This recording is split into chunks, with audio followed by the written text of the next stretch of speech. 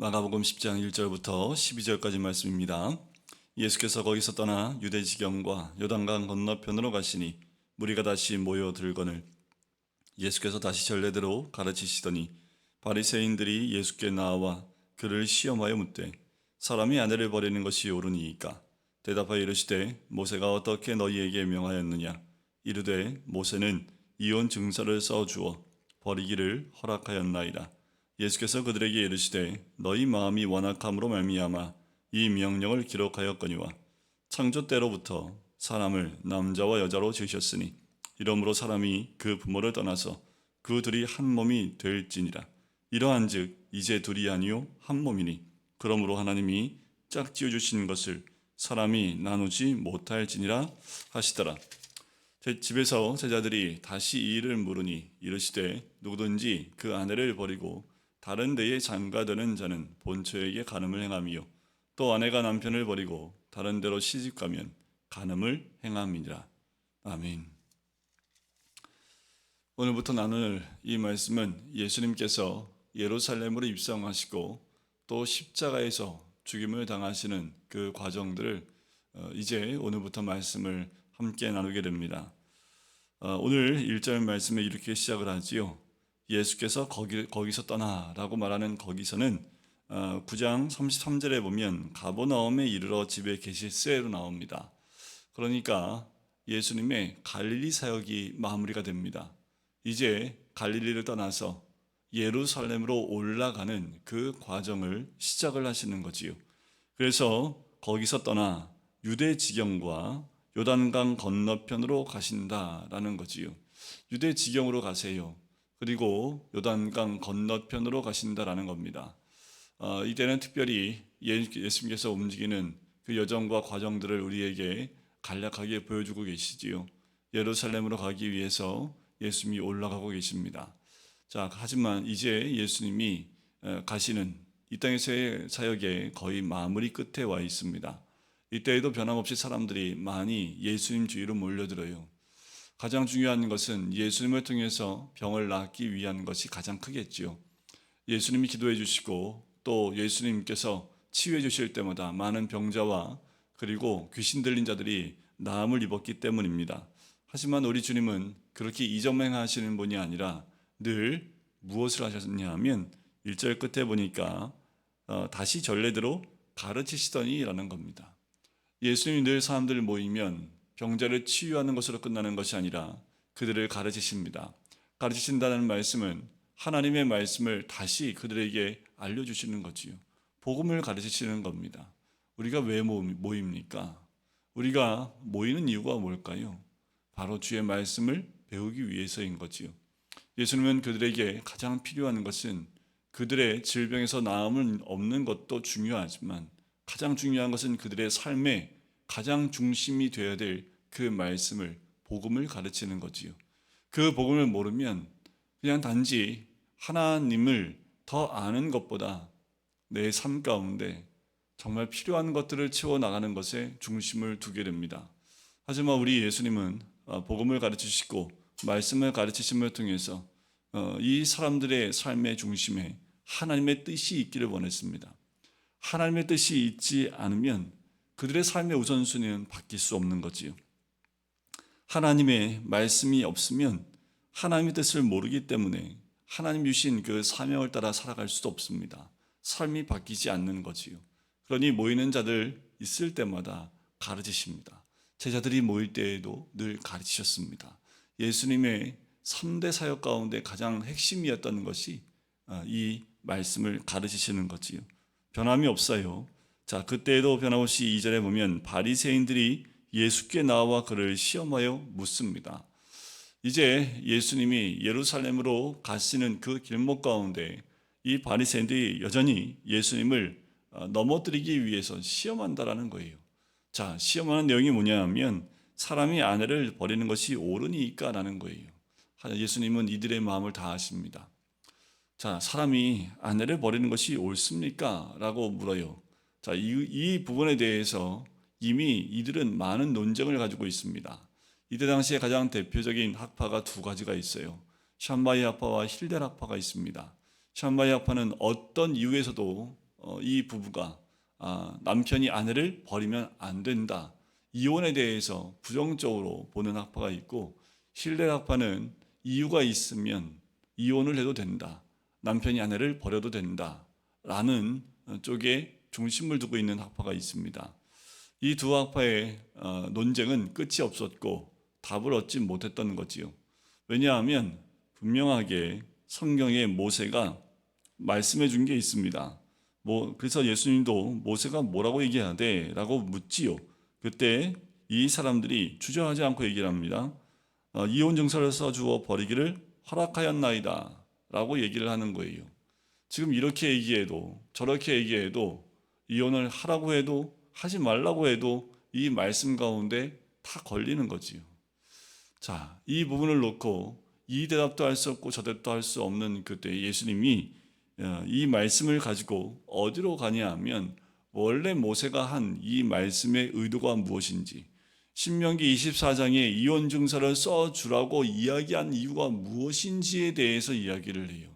왜 그 말씀을 했는지, 그 이야기는 뭐예요? 너희 마음이 완악함으로 말미암아 이 명령을 기록했다라고 말씀하는 겁니다.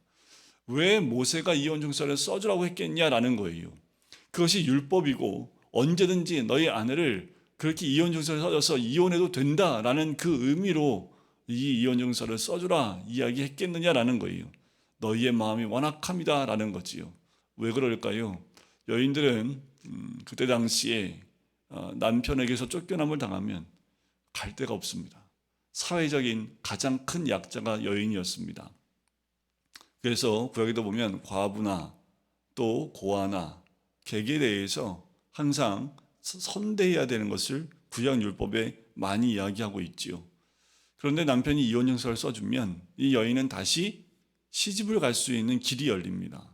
그러니까 모세가 이 말은 이 남성들의 완악함을 아시고 그 아내를 내어쫓는 것을 금지하고 그 아내를, 그 여인을 보호하는 차원에서 이 이혼 증서를 써주라고 얘기하는 것이지, 원래는 그렇지 않다라는 거예요.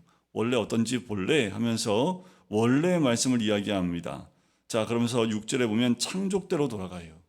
하나님이 인간을 창조하셨을 때 남자와 여자로 지으셨다라는 거예요. 여러분, 남자 여자와 그 외에 다른 성은 없습니다. 하나님의 창조는 남자와 여자지요. 다른 성이 없어요. 중간성도 없고요. 남자가 여자가 될 수도 없고 여자가 남자가 될 수도 없습니다. 근데 이 시대에는 하나님이 창조하신 남자 여자 이외에 다른 성을 만들려고 하지요. 그렇게 교육을 하는 세대가 되어서 평등법 그리고 차별금지법 이런 것들을 통해서 그렇게 자신의 성의 정체성을 바꾸길 원하는 사람을 보호해야 된다라는 그 내용의 성소수자를 보호해야 된다라는 것으로 법을 만들려고 하지요. 참 우습지도 않습니다. 하나님 만들어 놓으신 창조의 역사를, 그 질서를 사람들이 자기 마음대로 바꾸려고 하는 것, 그 자체가 죄이지요. 자, 그러면서 그 남자 여자가 부모를 떠나지요. 그리고 둘이 한 몸이 된다라는 거예요. 그래서 창세기 2장 24절에 나와 있는 말씀이지요. 남자 여자가 결혼하려고 하면 부모를 떠나서 둘이 한 몸이 되어야 되는 거지요. 이런즉 둘이 아니요 한 몸이라는 겁니다. 원어의 의미는 무엇이냐 하면, 얇은 종이 2장, 한지와 같은 아주 얇은 2장을 풀을 발라서 붙여놓는 겁니다. 이 풀을 발라서 두 종이를 붙이면 이것이 뜯어질 수 있을까요? 다시 2장으로 다시 나눠질 수 있습니까? 나눠질 수 없지요. 두가 붙어있는 그 종이는 찢어지면 찢어졌지 두 종이로 다시 분리가 될 수도 없는 거지요. 지금 한 몸이 된다는 것은 그것을 의미합니다. 그러므로 하나님이 짝지어 주신 것을 사람이 나누지 못할지니라 라는 거예요. 하나님의 뜻대로 된 것을 사람 마음대로 바꿀 수 없다라는 겁니다. 하나님 뜻으로 이루어진 것을 사람의 생각과 욕심과 탐심으로 바꿀 수 없다라는 거예요. 또 뭐가 죄입니까? 무엇이 죄악입니까? 하나님의 뜻대로 된 것을 사람의 욕심대로, 내 뜻대로 바꾸어 버리는 것이 죄입니다. 하나님 말씀대로 순종치 않고 내 원하는 대로 바꾸어내는 것, 그것이 죄이지요. 시대가 바뀌어도 바뀌지 않는 것이 진리입니다. 시간이 흘러도 바뀌지 않는 것이 진리지요. 그런데 문화가 바뀐다고 해서 하나님 말씀을 바꿔버리려고 하는 그 시도들이 너무도 이 시대에 많습니다. 이 시대에는 신학이 발전해서 그래서 하나님을 향한 그 마음과 진리들이 이제는 사람 중심으로 그 진리를 바꿔내려고 하는 그 시도들이 너무도 많아요. 그 가장 대표적인 것이 퀴어 신학이라는 것들이고, 그리고 그것을 통해서 동성애를 이제 신앙 안에서 포용해야 되고 허락해야 됨을 이야기하는 신학들이 쏟아져 나오고 있다는 거지요. 신학이란 하나님 중심입니다. 그런데 사람 중심으로 신학을 바꿔버려요. 하나님을 사람 중심으로 하나님의 뜻을 바꿔버리는 시대가 되어진 거지요. 이 모든 것이 죄입니다. 이때 당시에는 이 바리새인들을 통해서 엄연하게 적혀있는 하나님 말씀이 어떤 것이 우선순위인지를 알지 못했던 그 모습들이지요. 왜 그럴까요? 이들이 진짜 몰랐을까요?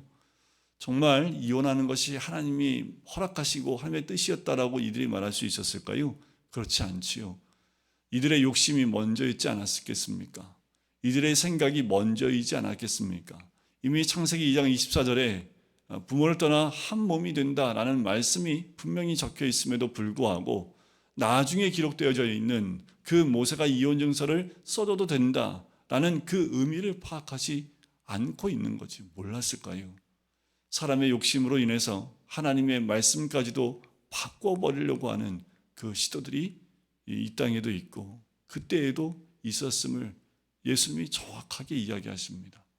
우리 주님 진리의 말씀에서 벗어나지 않는 것, 그것은 바로 하나님의 뜻에서 벗어나지 않는 거지요. 이 시대에 우리가 꼭 잊지 말아야 될 것은 과연 나는 하나님 뜻대로 살고 있는지, 하나님의 우선순위대로 살고 있는지, 하나님의 뜻은 곧 하나님이 우리에게 주신 사명입니다. 그것을 잊지 않고 내 삶의 중심에 두고 있는지를 볼 필요가 있는 거지요. 집에 돌아와서 제자들이 다시 이 일을 물어요. 여러분, 제자들도 아직까지 그렇게 배움을 얻었음에도 불구하고 분별을 하지 못하는 모습을 보는 거지요. 그 시대에 시대 정신이라고 할 수 있는 사람들이 바리새인들입니다. 그들이 이렇게 얘기하니 제자들도 헷갈릴 수밖에 없는 거지요. 말씀을 알고 있음에도 그 말씀을 잘 적용하지 못하는 겁니다. 그러니까 예수님이 정확하게 말씀하지요. 아내를 버리고 다른 데 장가드는 것도 가늠이고 아내가 남편을 버리고 다른 데 시집가는 것도 가늠합니다. 남자와 여자가 하나가 되어져서 부부가 이루는 것을 자신들의 뜻대로 갈라서는 것, 그 자체가 간음과 같다라고 정확하게 선을 그어주시는 거지요. 우리의 삶은 내 뜻과 내 생각과 내가 해석하는 대로 말씀을 보는 것이 아니라 하나님 뜻대로 말씀을 보고 해석하는 것이 가장 정확합니다. 내 생각과 내 욕심을 저버리는 거지요. 이제 2022년도 곧 부활절이 다가오고 고난주간이 다가옵니다. 고난주간을 또 부활절을 나의 삶의 중심에서 내가 원하는 대로 그 말씀을 가지고 오는 것이 아니라 이번 올 한 해에도 예수님과 함께 이제 마가복음 10장에서 동행하면서 주님의 뜻으로 나의 삶을 바꿔나가는 거지요. 그리고 내 생각과 내 모든 것을 이제 하나님 뜻으로 바꿔나가는 겁니다. 조금씩 나는 빼버리고 예수 그리스도로 채워지는, 하나님 말씀으로 채워서 그 뜻대로 순종하는 우리의 삶의 여정을 이제부터 부활절까지 이어나가야 될 줄 믿습니다. 오늘도 내 생각과 내 뜻과 그리고 내 사고가 아니라 오직 주의 말씀에 순종하심으로 하나님께 영광 올려드릴 수 있는 오늘 하루가 되시기를 주님의 이름으로 간절히 축원드립니다. 기도하겠습니다. 사랑해 주님 감사합니다. 하나님, 오늘 하루의 시작을 주의 말씀을 붙들고 시작할 수 있게 해주심을 감사합니다. 아버지 하나님, 여전히 우리는 우리의 생각에 갇혀 있고 내 뜻과 내 생각과 내 욕심 가운데 말씀을 바라볼 때가 많은 것을 고백을 합니다. 오직 나의 모든 것 내려놓고 주의 뜻만 순종하며 아버지의 뜻을 따라 나갈 때에 분별치 못하는 것보다 이 시대 가운데 주의 뜻을 이뤄낼 수 있는 하나님의 사람이 될 줄 믿습니다. 오늘도 그렇게 주의 뜻을 따라 살아낼 수 있는 하나님의 사람이 될 수 있도록 축복하여 주시옵소서. 감사드리며 예수 그리스도의 이름으로 기도드립니다. 아멘.